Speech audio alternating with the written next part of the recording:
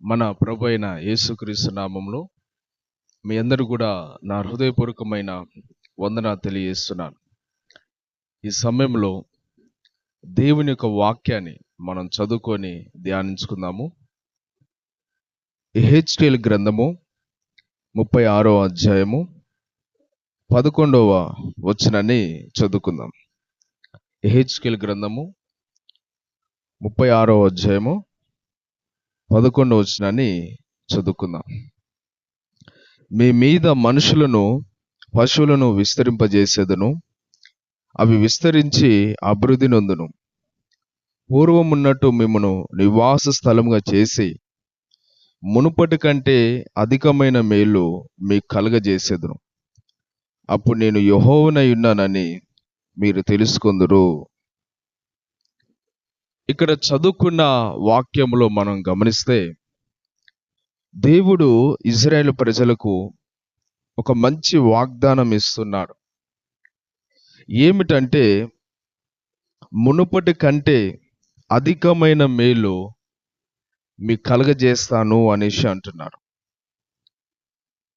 ఈ యొక్క యెహెజ్కేలు ప్రవక్త ఈ గ్రంథాన్ని ఎక్కడ ఉండి రాస్తున్నాడంటే బబులోను చెరలో ఉండి, బబులోను దేశములో ఉండి ఈ యొక్క యెహెజ్కేలు గ్రంథాన్ని రాస్తున్నాడు. నెబుకద్నెజర్ రాజు ఆ యొక్క యెరూషలేము మీదకి వచ్చినప్పుడు అక్కడ ఉన్న అనేకులని బానిసలుగా తీసుకుపోయినాడు. ఆ సమయంలో ఈ యొక్క యెహెజ్కేలు ప్రవక్త కూడా బానిసగా ఆ చెరలోకి కొనిపోబడ్డాడు. ఆ యొక్క బబులోని దేశంలో ఉన్నప్పుడు దేవుడు ఆ యొక్క యెహెజ్కేలు ప్రవక్తని దర్శించి దర్శనం ద్వారా ఆ యొక్క గ్రంథం అంతటిని కూడా రాయించినాడు ఆ బబులోని చెరలో ఉన్నప్పుడు. అందుకని యెహెజ్కేలు గ్రంథం 1వ అధ్యాయము 1వ వచనంలో ఈ యొక్క వాక్యం తెలియజేస్తుంది. ఆయన చెరలో ఉండి రాస్తున్నట్టుగా అక్కడ వాక్యం తెలియజేస్తుంది. చూడండి, దేవుడు ఏమంటున్నాడంటే మునుపటి కంటే అధికమైన మేలు మీకు కలుగజేస్తాను అంటున్నాడు. ఇశ్రాయేలు యొక్క పరిస్థితి ఏ విధంగా ఉందంటే వాళ్ళు భయంకరమైన పరిస్థితుల్లో, భయంకరమైన శ్రమలలో ఉన్నారు వాళ్ళు. ఎందుకంటే నెబుకద్నెజర్ రాజు వచ్చి యెరూషలేము దేవాలయం అంతటిని కూడా పడగొట్టినాడు. ఆ మందిరమును అగ్ని చేత కాల్చివేసినాడు. అక్కడ ఉన్న యూదులను కొంతమంది చంపివేసినాడు. అనేక మందిని బానిసలుగా తీసుకుపోయినాడు. అంతేకాకుండా ఆ ఇజ్రాయెల్ దేశంలోకి అన్య జనులు, ఇజ్రాయెల్ యొక్క శత్రువులు వచ్చి నివాసం ఉంటున్నారు. అంత భయంకరమైన పరిస్థితి ఇజ్రాయెల్ ప్రజలు అనుభవించినారు. ఒకవైపేమో మందిరం కూలగొట్టబడింది, అగ్ని చేత కాల్చబడింది. ఇంకోవైపు అనేక మంది చంపబడ్డారు. ఇంకోవైపు అనేక మంది బానిసలుగా కొనిపోయబడ్డారు. ఇంకా ఇజ్రాయెల్ యొక్క శత్రువులు వచ్చి ఆ యొక్క ఇజ్రాయెల్ దేశాన్ని ఆక్రమించుకొని నివాసం ఉంటున్నారు. అలాంటి సమయంలో దేవుడు ఈ యొక్క యెహెజ్కేలుకు ఒక మంచి అద్భుతము ఆయన మాట తెలియజేస్తున్నాడు. ఏమంటున్నారంటే, ఇదిగో మిమ్మును నివాస స్థలముగా చేసి మునుపటి కంటే అధికమైన మేలు మీకు కలగజేస్తాను. ఎంత గొప్ప దేవుడు అంటే మన దేవుడు. ఎవరైతే దేవుని విశ్వాసం ఉంచి ఆయన కొరకు కనిపెట్టుకొని ఎన్ని శ్రమలు వచ్చినా, ఎన్ని బాధలు వచ్చినా, ఎన్ని కష్టాలు వచ్చినా కూడా దేవుని కొరకు నిలబడి సహించి ఓర్చుకొని ఆయన యందు విశ్వాసం ఉంచి ఆ శ్రమలు అనుభవించి శ్రమలలో సాగిపోతారో అలాంటి వారికి దేవుడు వెంట ఉండి అనేక సందర్భాలలో వాగ్దానాల ద్వారా కానీ, పాటల ద్వారా కానీ, ప్రార్థన ద్వారా కానీ ఏదో రకంగా వారిని ఆదరిస్తాడు, బలపరుస్తాడు. కృంగిన వారిని ఒక వాగ్దానాలు ఇచ్చి లేవనెత్తాడు ఆయన. ఎందుకంటే ఇశ్రాయేలు కృంగిపోయినారు.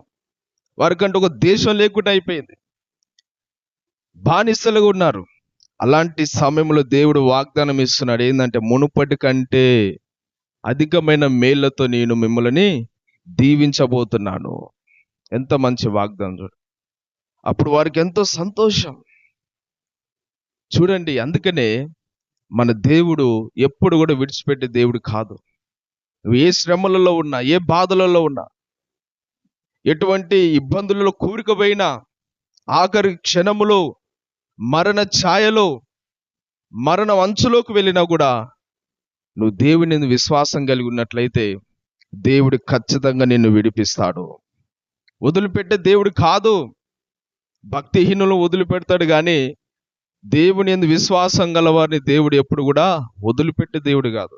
వాళ్ళు ఎంత శ్రమలో కూరుకుపోయినా, ఎంత బాధలలో ఉన్నా, ఎంత కష్టాలలో ఉన్నా, ఏది ఏమైనా కూడా దేవుడు వారిని విడిపించి గొప్పగా చేస్తాడు, వాళ్ళని గొప్పగా ఆశీర్వదిస్తాడు.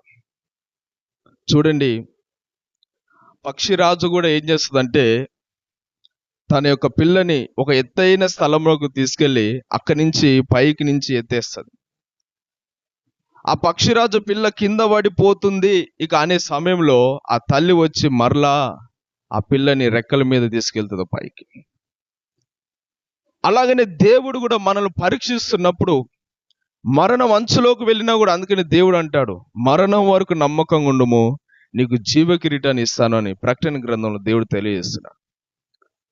ఎన్ని శ్రమలు వచ్చినా కూడా నువ్వు నమ్మకంగా నువ్వు దేవుని నువ్వు నిలబడితే దేవుడు ఖచ్చితంగా నీకు సహాయం చేస్తాడు, విడిపిస్తాడు, బాధల నుంచి విడిపిస్తాడు, బంధకాల నుంచి విడిపిస్తాడు, నీకు నెమ్మది సమాధానం ఇచ్చి నిన్ను ఆశీర్వదించడం మొదలు పెడతాడు.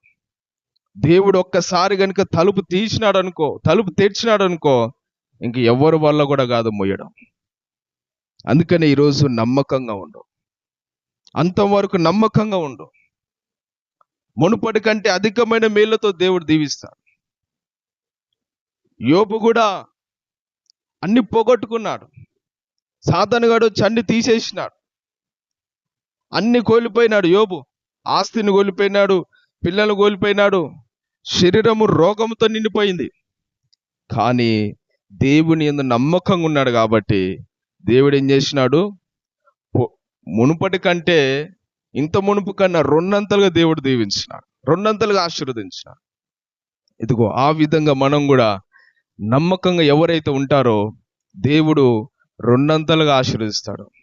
ఇంత మునుపు మన స్థితి కొద్దిగానే ఉంది, నీ స్థితి కొద్దిగానే ఉంది, నీ పరిస్థితి కొద్దిగానే ఉంది.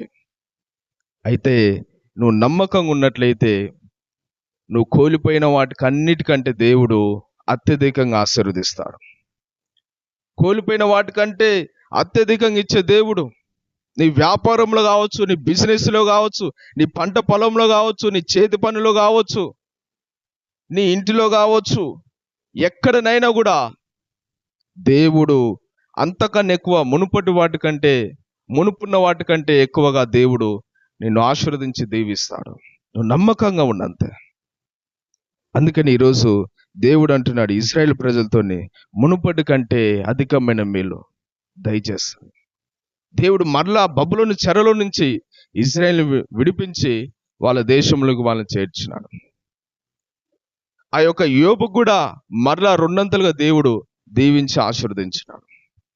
అలాగనే నువ్వు నేను కూడా, ప్రతి ఒక్కరు కూడా దేవుని యందు నమ్మకంగా ఉండి కనిపెట్టుకొని ప్రార్థన చేసి నిరీక్షణతో ఉన్నప్పుడు దేవుడు ఆఖరి క్షణంలో నిన్ను దర్శించి నిన్ను బలపరిచి నిన్ను లేవనెత్తుతాడు.